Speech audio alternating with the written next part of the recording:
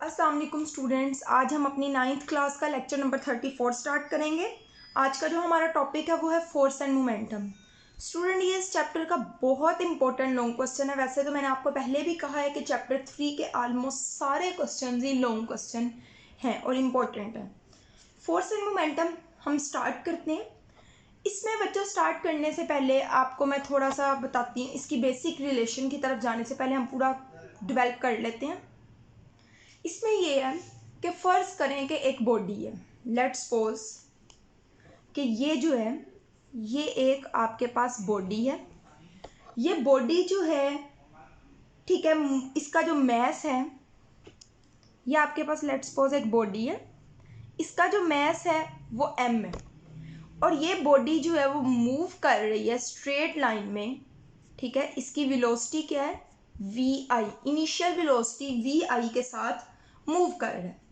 अब उसके बाद क्या हुआ कि ये वाली बॉडी लेट्स सपोज यहाँ तक पहुँची है उसी वेलोसिटी के साथ, तो इस पे हम एक फोर्स लगा देते हैं। बॉडी पे क्या अप्लाई कर रहे हैं?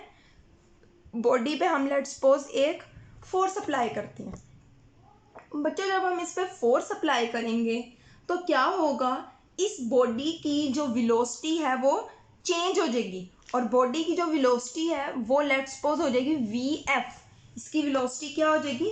vf। तो बच्चों, चेंज इन वेलोसिटी आया। पहले वेलोसिटी vf थी, फिर वेलोसिटी vi हो गई टाइम गुजरने के साथ। तो इस चेंज को क्या कहेंगे? एक्सेलरेशन। मतलब बॉडी पे फोर्स लगी, उस बॉडी ने उस जिस्म में एक्सेलरेशन प्रोड्यूस किया। एक्सेलरेशन प्रोड्यूस करने का क्या मतलब है कि उसकी वेलोसिटी चेंज हो गई। ठीक है बच्चों, ये तो हो गया आपका कि उसमें किस तरीके से एक्सेलरेशन प्रोड्यूस हुआ। अब स्टार्ट में, अब बच्चों जो हमारा टॉपिक है वो है बेसिकली फोर्स एंड मोमेंटम। तो हमने अभी तक फोर्स का पार्ट तो पढ़ लिया कि बॉडी पे फोर्स लगे तो एक्सेलरेशन पैदा होता है। अब उसमें मोमेंटम की तरफ जाते हैं कि स्टार्ट पे बॉडी पे जब फोर्स लगी उस तब मोमेंटम क्या था, बाद में जब बॉडी पे फोर्स लगी, सॉरी, जब पहले बॉडी मूव कर रही थी तब मोमेंटम क्या था और फोर्स लगने के बाद क्या था। आपको पता है मोमेंटम का फार्मूला हमने पढ़ा था, P is equal to mv, mass multiply by velocity. तो यहाँ पे जो मोमेंटम होगा वो इनिशियल मोमेंटम होगा। स्टार्ट वाला मोमेंटम इज इक्वल टू होगा m vi, क्योंकि यहाँ पे वेलोसिटी क्या है? vi। और जो बाद वाला मोमेंटम होगा वो बराबर होगा मोमेंटम इज इक्वल टू, यहाँ होगा final momentum m v f। Students, mass के साथ एम आई या एम एफ नहीं लगाएंगे क्योंकि बॉडी जब मूव करती है उसका मैस तो चेंज नहीं हो रहा होता। ठीक है, अब हम मैथमेटिकल स्टेप्स की तरफ मूव करते हैं। अच्छा, तो बच्चों हमने देखा कि इनिशियल मोमेंटम जो है वो इक्वल टू आएगा एम वी आई के। फाइनल मोमेंटम जो है पी एफ वो इक्वल आएगा एम वी एफ के। अब अगर हमें चेंज इन मोमेंटम मालूम करना हो, चेंज इन मोमेंटम, मोमेंटम में तब्दीली, चेंज इन मोमेंटम जो है वो इक्वल होता है फाइनल मोमेंटम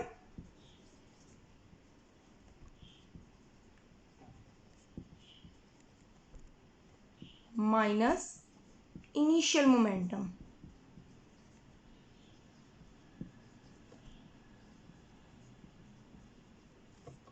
अच्छा बच्चे, इसका क्या मतलब है कि अगर मैं कहती हूँ कि एक बॉडी का पहले जो मोमेंटम था वो था 2 न्यूटन सेकेंड, जब फोर्स लगाई बॉडी में एक्सेलरेशन चेंज हुआ तो उसका मोमेंटम हो गया 5 न्यूटन सेकेंड।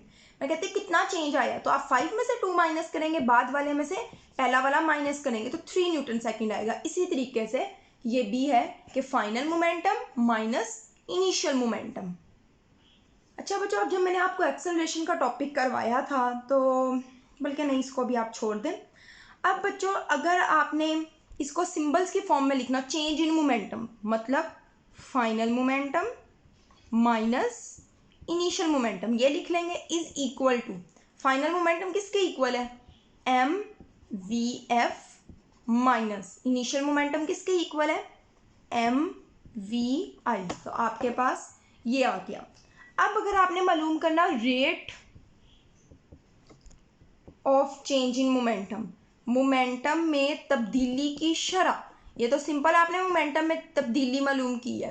तो बच्चों आपको पता है कि जब भी किसी चीज़ का रेट मालूम करना हो उसको टाइम से डिवाइड करते हैं। तो देखें P F minus P I divided by क्या हो जाएगा, time, is equal to M V F minus M V I divided by क्या हो जाएगा, टाइम। तो ये आपके पास आ जाता है rate of change of momentum. अच्छा, तो अब ये आपके पास rate of change of momentum आ गया। अब बच्चों अगर आप इतने पार्ट में देखें, इसमें हम क्या करेंगे, P F minus P I divided by time is equal to M, यहाँ से क्या आ रहा है, कॉमन आ रहा है, इसको हम कॉमन ले लेंगे, V F minus V I divided by क्या आ गया, टाइम आ गया। अब बच्चों ये जो V F minus V I over time है ये किसके इक्वल होता है, ये देखें पी एफ, नहीं सॉरी इसको आप ऐसे रहने दें। अब आपको पता है, आप यहाँ पे as you know that V F minus V I over time किसके बराबर होता है, आपने ये फार्मूला पढ़ा था, rate of change of momentum is equal होता है एक्सेलरेशन के। तो इसका मतलब है कि ये वाला जो पार्ट है, ये वाला, इसकी जगह आप क्या लिख सकते हैं, एक्सेलरेशन लिख सकते हैं। तो ये वाला जो फार्मूला हो जाएगा ये क्या हो जाएगा, P F minus P I over time is equal to M, और इस पार्ट की जगह हमने क्या लिख लिया, ए लिख लिया। ठीक है। अब बच्चों P F minus P I minus P I over time is equal to M A, आपने न्यूटन के सेकंड लॉ में पढ़ा था, इक्वल होता है एफ के। तो अब हमारे पास क्या आया, चेंज इन मोमेंटम, सॉरी ये है चेंज इन मोमेंटम, साथ टाइम से डिवाइड हो रहा है, तो यह है rate of change in momentum. तो ये किस चीज़ को जाहिर कर रहा है, rate of change in momentum. इसका क्या मतलब है, rate of change in momentum.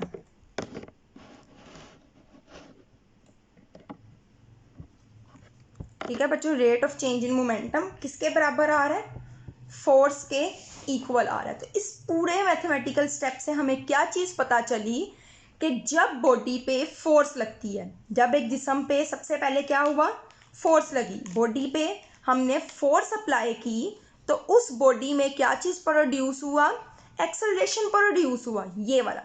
और वो एक्सेलरेशन जो है वो किसके इक्वल है, rate of change of momentum in a body. अब आप अपनी बुक से देख सकते हैं, मैं आपको बुक में बता दूं कि आप ये क्वेश्चन किस तरीके से करेंगे। बच्चों ये आपका टॉपिक यहाँ से स्टार्ट हो रहा है, फोर्स एंड मोमेंटम।